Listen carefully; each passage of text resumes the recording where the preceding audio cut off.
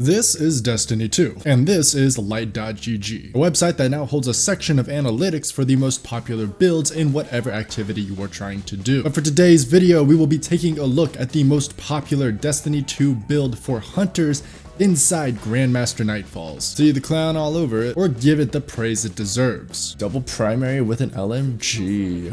Boy, is this gonna be a Nightfall and a half. Primary.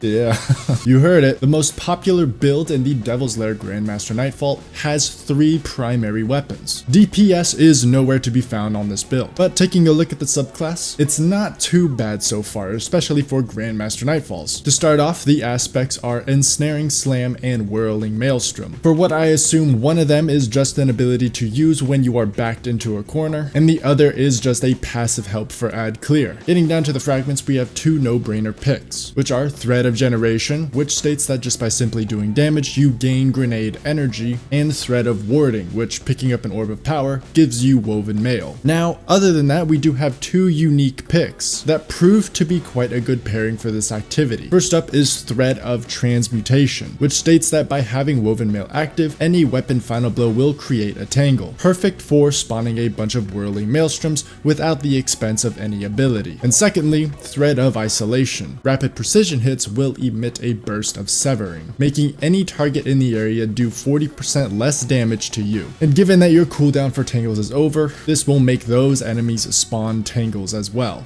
I feel like this guy put double kinetic siphon for the main reason that he thought it works a lot like the melee, where it has a lower cooldown. Dude, Necrochasm's not kind of nice. I'm not gonna lie. Necrochasm is very good. This guy was onto something. It wasn't the fact that he had a triple primary build. He just wasn't going to use anything else.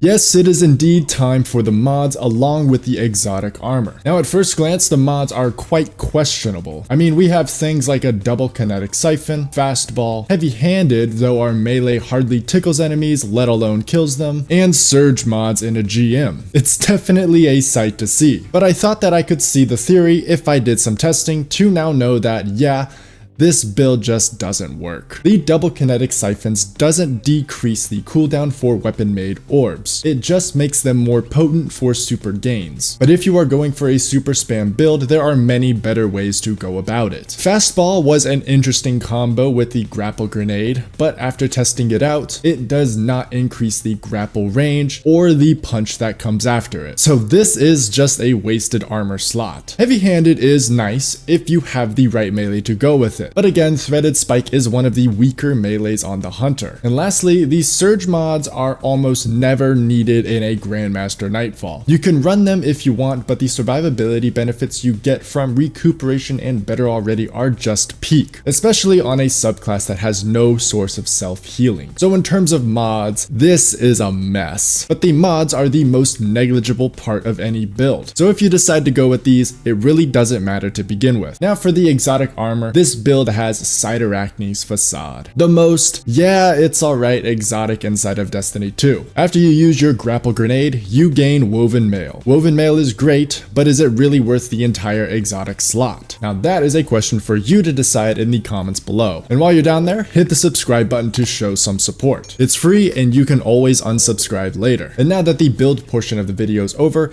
it's time to get into the actual reason that I think that this build is worth your time. Damn, I must have slept on this fucking auto, dude. This thing's crazy. It also looks good. That's the most important part.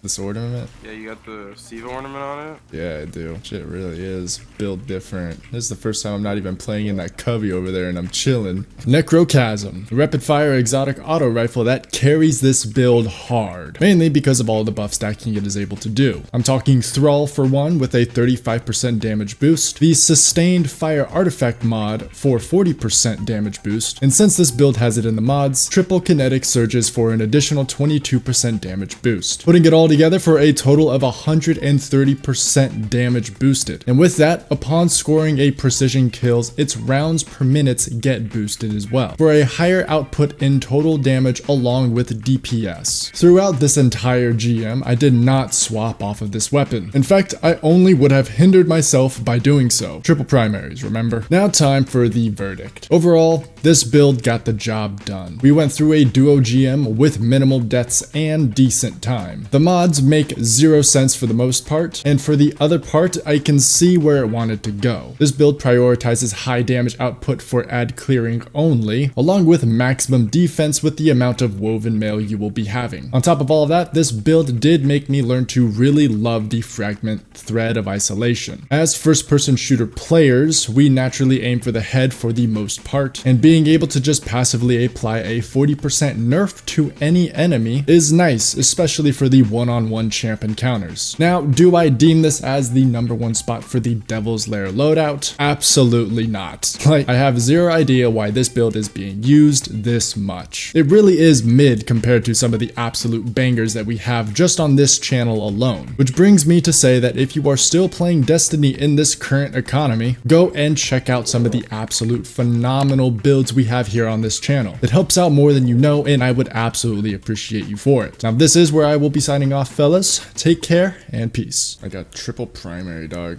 I'm not in a GM. Dude, what the fuck? Am I tripping? Is he able to attack in that mode? Okay idea. I mean, this is the most realist statement ever.